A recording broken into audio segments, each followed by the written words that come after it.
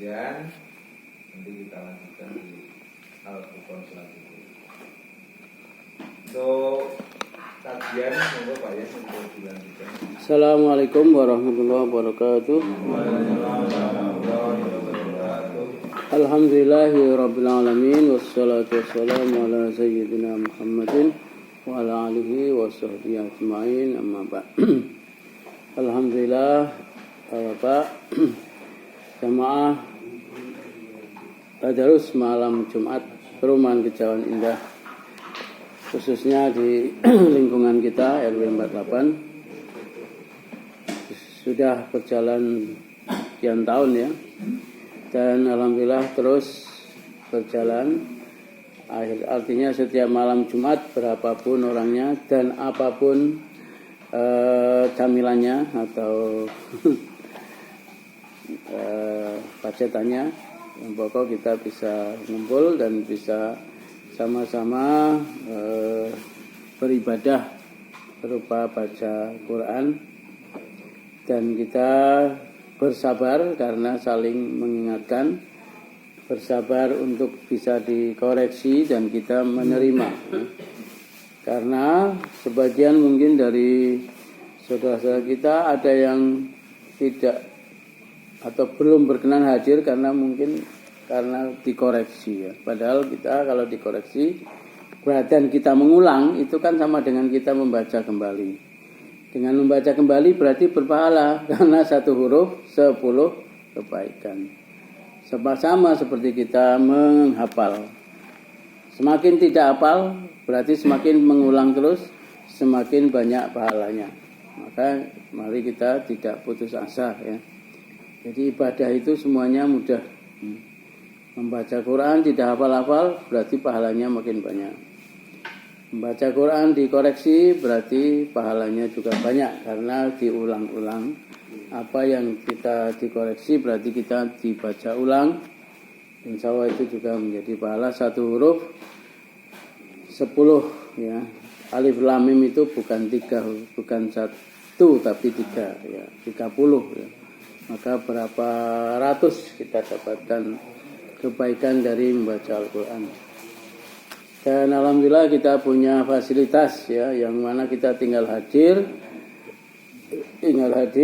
ya, sudah ada fasilitas berupa gedung, berupa tempat yang bagus ya. Pacitan juga seadanya, dan alhamdulillah juga setiap mungkin berapa minggu sekali kita ada Ustadz Misbah dan lain-lain, dan nanti kalau ada Ustadz lain bisa kita undang juga untuk menambah ilmu kita. Dan bila mana kita misalnya ada pertanyaan itu bisa kita ajukan kepada beliau-beliau. Nah, ini mungkin ada diskusi yang nanti bisa juga diperdalam ketika nanti ada Ustadz Misbah dan lain-lain. Taman sementara menjadi bahan diskusi, monggo pendapatnya atau yang pernah mungkin dibaca atau boleh monggo membuka Google. Sebenarnya rezeki itu bagaimana ya? Apakah rezeki itu sudah ditakdirkan atau harus diusahakan? Monggo. Dari siapa dulu? Apakah rezeki ya, itu sudah ditakdirkan? Artinya kalau sudah ditakdirkan ya sudah, tidak perlu ada usaha. Atau harus diusahakan?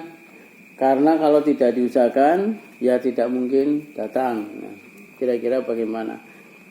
Salah satu yang benar yaitu ditakdirkan, atau yang diusahakan, atau dua-duanya benar, atau bagaimana? Dari Pak Herman dulu. Kalau menurut saya begitu harus diusahakan, Mas. Manusia hidup itu harus hidup itu harus ada nafkah, Pak. Nafkah itu harus diusahakan.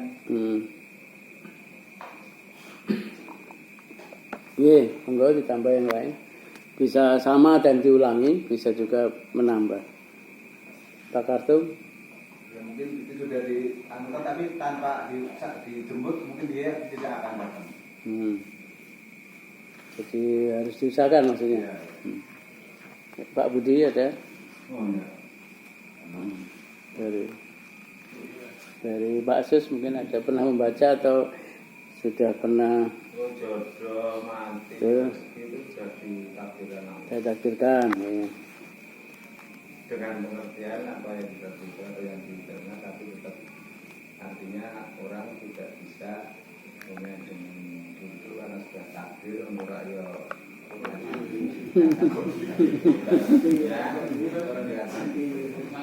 Tapi itu sudah kalau Pak Misbah kemarin kan begitu. Oh ya, yang empat hal itu. 4 hal itu termasuk rezeki. Yang sudah ditakdirkan. Ya. Kemudian dari Pak Edi ada tambahan dari Pak Edi dua-duanya. Ada. Dari enggak Pak Joko, Pak Duran, Pak Sambuti. Pak Joko. Kalau rezeki itu kita harus berusaha, tapi takdir itu kan dari Allah. Enggak, maksudnya rezeki itu Kita harus berusaha. harus diusahakan atau sudah takdir. Sudah takdir, sudah takdir. Ya. Kalau sudah takdir berarti tidak perlu berusaha. Atau istilahnya saatnya ada rezeki ya sudah pasti datang gitu. Dari Pak Bowo ada? Lanjut. Pak ini Pak Marji ada? Ya. Jadi ya, ini ada kisah dari Imam Syafi'i dengan Imam Malik. Ya, ini sama-sama imam ya, bukan orang biasa. Berdebat ya. Jadi Imam Syafi'i pernah berdebat dengan gurunya. Gurunya Imam Syafi'i yaitu Imam Malik. Yang mana meyakini ya bahwa rezeki itu sudah ditakdirkan. Maka jika memang sudah Allah takdirkan, seseorang akan mendapat rezeki. Dia pasti mendapatkannya meskipun tidak bekerja. Itu pendapatnya Imam Malik ya, gurunya. Sementara Imam Syafi'i yang jadi murid ya, meyakini hal yang lain atau pendapat berbeda, yaitu rezeki itu didapat dengan bekerja. Jadi Imam Syafi'i berpendapat rezeki itu didapat dengan bekerja. Sementara Imam Malik ya sudah takdirnya ya sudah. Akhirnya mereka berpisah ya setelah diskusi ya. Ini diskusinya orang-orang pintar, orang imam ya. Berpisah dengan pendapatnya masing-masing ya kan. Lalu di dalam perjalanan ya, istilahnya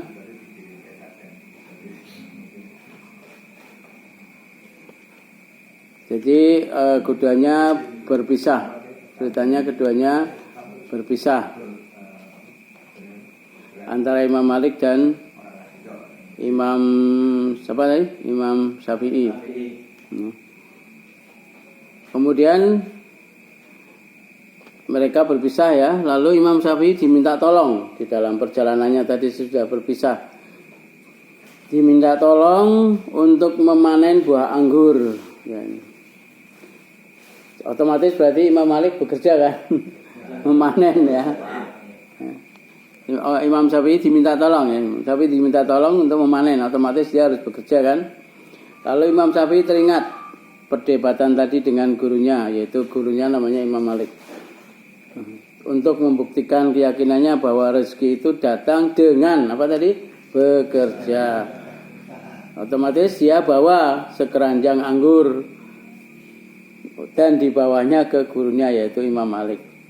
Singkat cerita ya, mereka ya sambil berbahasa basi ya sambil makan anggur.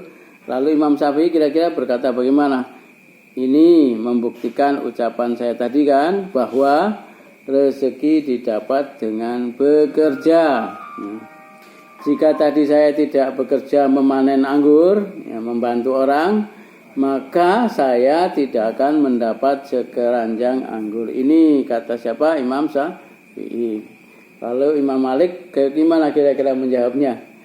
Alhamdulillah. Kan saya tadi udah bilang ya, sejak tadi saya berharap ingin mendapat anggur, tiba-tiba kamu datang membawa anggur, berarti kan sudah ditakdirkan. Akhirnya mereka berdua pun tertawa. Ini antara imam ya. Jadi mereka tidak bertengkar. Kalau berbeda pendapat itu tidak bertengkar. Jadi jangan sampai seperti sekarang ini ya, kalau berbeda pendapat sampai bertengkar. Tertawa ya, karena ternyata keduanya sama-sama apa? Benar. Dari kisah singkat ini kita belajar dua hal. Pertama, bahwa seorang murid, ini kaitannya dengan murid dan guru, boleh berdebat dan adu argumen dengan gurunya selama memperhatikan adab. Jangan lupa ya, segalanya memang selain ilmu juga ada adab. Ya, kalau hanya mengandalkan ilmu, mengandalkan otak, tetapi tidak ada adab, tidak ada akhlak, ya biasanya ya hanya pertengkaran. Selama memperhatikan adab dalam bicara khususnya ya.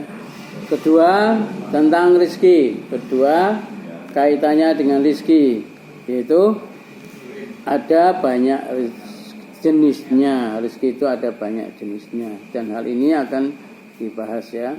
Jadi tentang rizki itu tadi benar semua dua-duanya. Di antara rizki itu, apa yang kita bisa tahu bahwa rizki itu diantaranya apa? Ada yang sudah dijamin. Kira-kira apa rizki yang sudah dijamin? Ya, diantaranya apa?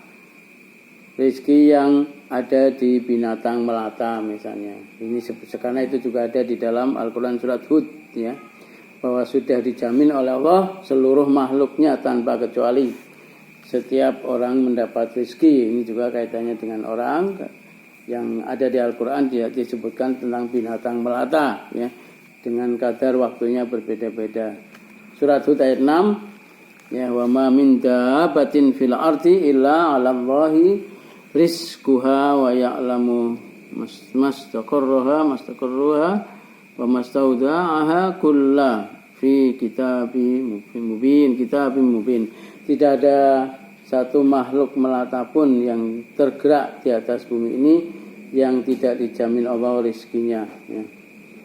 Berarti kita milih mana? Milih menjadi binatang atau menjadi manusia ya. Karena kalau menjadi binatang sudah dijamin.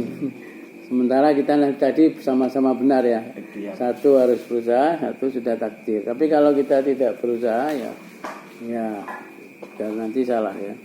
Jadi binatang melata sudah dijamin. Surat Hud ayat 6. Ayat ini dijelaskan oleh ahli tafsir atau ulama tafsir Ibnu Katsir.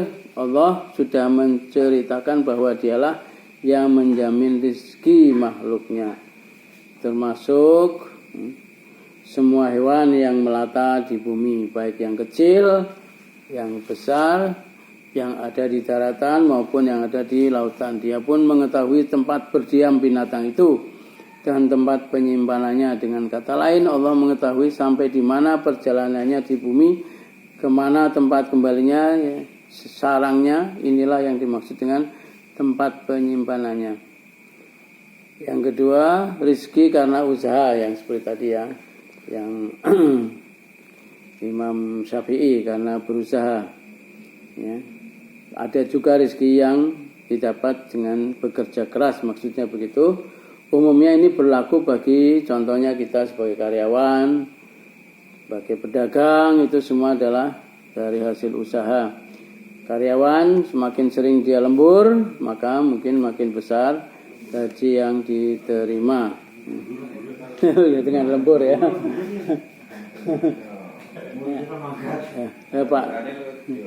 Pak Budi 24 jam ya, yang lembur itu berarti makin banyak. Pedagang juga makin sering ia berdagang, maka insya Allah juga makin banyak keuntungan besar ya. Di surat An-Najm, tidaklah manusia mendapatkan apa-apa kecuali apa yang dikerjakannya. Ini juga sesuai dengan Imam Syafi'i tadi ya. Wa inna laisa lil insani illa ma sa'a. Surat An-Najm ya. Tidaklah manusia mendapatkan apa-apa kecuali apa yang dikerjakannya. Di sini Imam Ibnu Katsir, ahli tafsir, menjelaskan yaitu sebagaimana tidak dibebankan kepada dosa orang lain. Seperti juga dosa ya. maka demikian pula tidak memperoleh pahala kecuali dari apa yang diupayakan oleh diri sendiri. Jadi mirip seperti dosa dan pahala. Diri sendirilah yang mengusahakan untuk dapat pahala, dia juga yang dibebankan dosa. Tidak dibebankan dosa karena orang lain. Orang lain berdosa maka kita tidak berdosa. Jadi orang lain dosanya ya ditanggung sendiri. Ya, ini diantara dua saja dulu, mungkin ada manfaatnya.